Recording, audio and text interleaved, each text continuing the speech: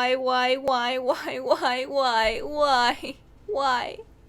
Brooke, what are you doing? Why?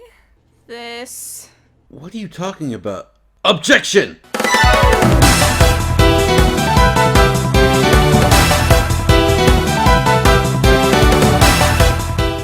As you just saw, I'm tackling the Phoenix is a criminal theory, and I can't do this alone because it's awful and insulting, so I called in my friend Devin here to help me get the guilty verdict it deserves.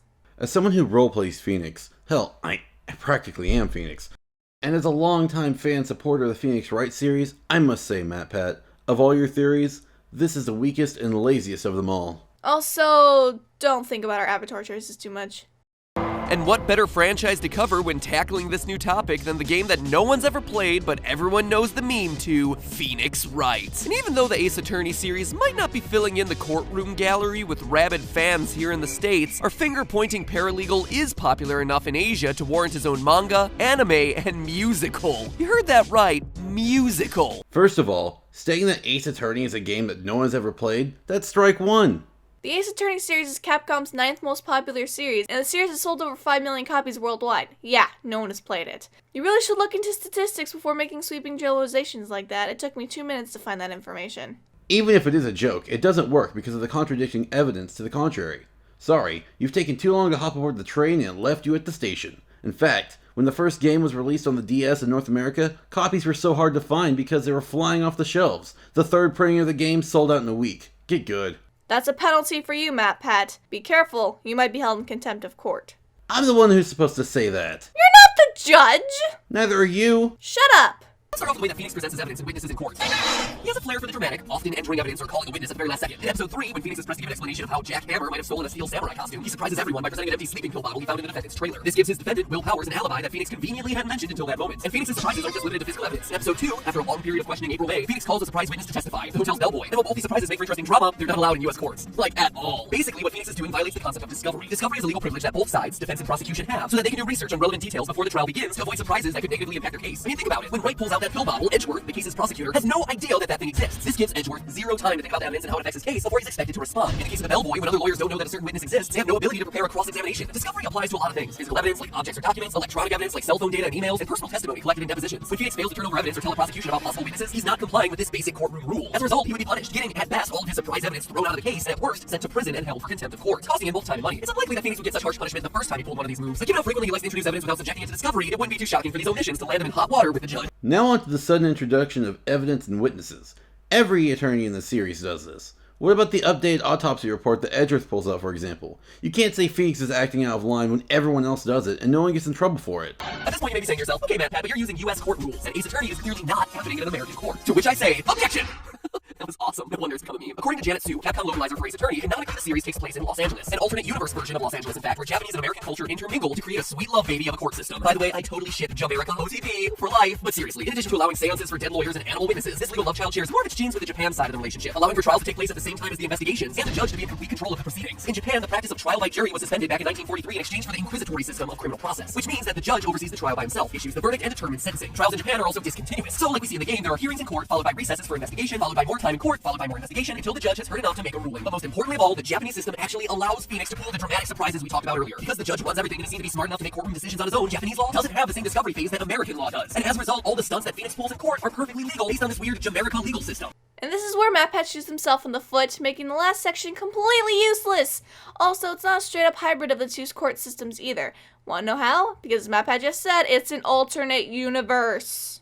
Also, it's Japanifornia. Jamaica, get that crap out of here. But bribing small children is just the tip of the legal iceberg. In episode 2, he gets the bellboy let into the suspect's hotel room to steal a wiretap to use as evidence. There are two big problems here. Problem number one is that the wiretap that Phoenix steals is illegal. Under federal law, wiretaps are inadmissible in court unless they're placed under the order of a court. So whatever he finds on this thing couldn't be used in his case. But there's an even bigger issue at play, which is problem 2, Phoenix obtaining the evidence illegally. When Phoenix goes to the Gatewater Hotel, April May, the suspect isn't in her room, and the bellboy lets him in, at which point Phoenix discovers the wiretap. This is a big no-no, since hotel rooms are protected like private residences. The bellboy doesn't have the right to let anybody into that room without near certainty that a crime is being committed in that very instance. Phoenix would need a warrant issued by the court to get in, and as a working lawyer, he should know this. Without the warrant, everything that he finds is thrown out of the case. In the US, this is what's called the exclusionary rule. It's an extension of the US Constitution's Fourth Amendment, which protects people against unreasonable search and seizure. In short, it says that nothing obtained through illegal means can be used as evidence in a criminal case. Well, of course, Phoenix Wright is unethical, but you expect he's a lawyer. Alternate universe. I need to repeat myself on how this is mainly a Japanese court system and not a direct copy of the American and Japanese legal system.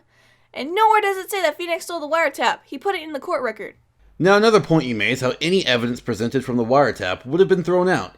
Yet again, you don't realize what evidence is accepted in this court of law. In the DL6 incident, Gregory Edgeworth consulted with Mia and Maya's mother, Misty Faye, a spirit medium, to contact the spirit of a victim in this case, then use that spirit's testimony. That's right, they cross-examined a ghost. And this isn't the first time it happens either. In the third game, Trials and Tribulations, a spirit is once again cross-examined and exorcised in the middle of the courtroom.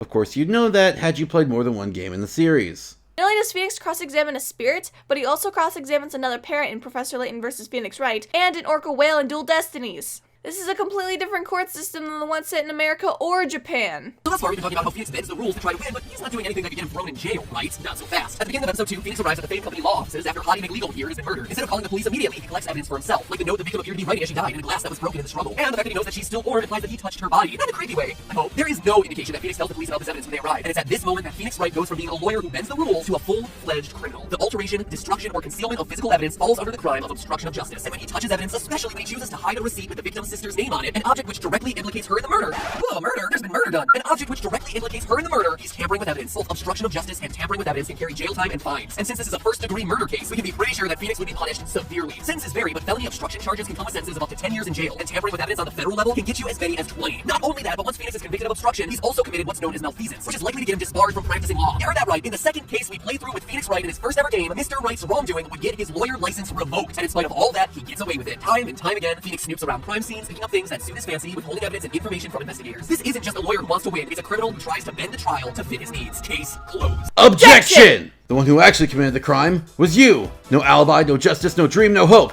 It's time to pay for your crimes. Take this. Whoa, Devin. Calm down. There's more to go over. Oh, sorry. I, had some Marvel flashbacks there. I don't think you were paying much attention to the game when you were playing it, MatPat. Phoenix doesn't take the receipt, he jots down that he found it in the court record. In fact, Gumshoe goes ahead and takes it as evidence because Maya's name was written on it. Also, there's no way he took it because if he had every piece of evidence on him, he would have glass shards in his pocket and that would be a stupid thing to do. The game screen would update if you picked it up as well, but nope, it's still there on the floor. Also, Hottie McLawyer, you do not speak ill of the dead. She has a deep and meaningful relationship with Phoenix, but oh, you ain't next. You only play the first game. Brooke, whoa, calm down. It was just a terrible joke. Fine, but I'm not happy about it. You showed on screen that Phoenix touched your shoulder. This just in, MatPat can't read. By referencing the fourth case, you already know how it plays out. How can you call Phoenix Wright a criminal when Manfred von Karma actually does the illegal shit? He controls the court, forges evidence, destroys evidence, runs the trials, and silences witnesses to keep a perfect record.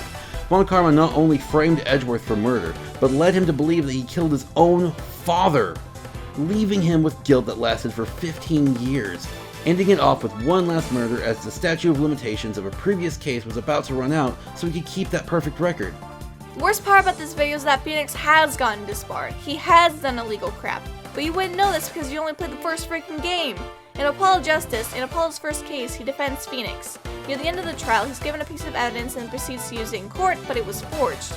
Phoenix forged the evidence, gave it to his daughter to give to Apollo, and Apollo used it to put the actual murderer away. If the court found out that the evidence was forged, Apollo would have been disbarred on his very first case. Let me restate that, if the court found out the evidence was faked, Phoenix would have been the cause of Apollo losing his badge. Final thoughts time. Devin? MatPat, I used to enjoy watching your theories, back when they were actually theories, not 15-minute long jokes, with some light research thrown in here and there. Of all the videos you've made, this has to be one of the laziest. What happened to your FNAF theories? Those were thorough and well researched. What happened to your theories on Pokemon? Matt, I'm not angry at you, I'm angry at what you've become. You're so focused on yourself that your videos suffer for it. This video is way worse than the Undertale theory, and that video pissed me off to no end. You're purposely leaving out important bits of information to the people who have not played these games, you straight up lie to your audience about what happens, and you ignore all the actual bad crap that happens in the law system in this game, C. Von Karma. This is absolutely insulting to the fans of the series, and you need to put time and effort into these videos. You researched Japan and American law, yes, but when it comes to researching the game, you barely touched it. This is the last game theory video I'm touching commentary-wise for a while, because I think you get the point on the recent quality of MatPat's theories. Thanks, Devin, for helping me tackle this. I couldn't have done it alone. It was my pleasure. And to everyone watching, thank you. Don't forget to like and subscribe. And hey, if you ever need a voice actor for a video, why don't you go ahead and follow me on Twitter in the link below. I don't ask for likes or subscribes in my videos. Now get out of here! I was just trying to help. I know, and I appreciate that, but your time is done. Bye-bye!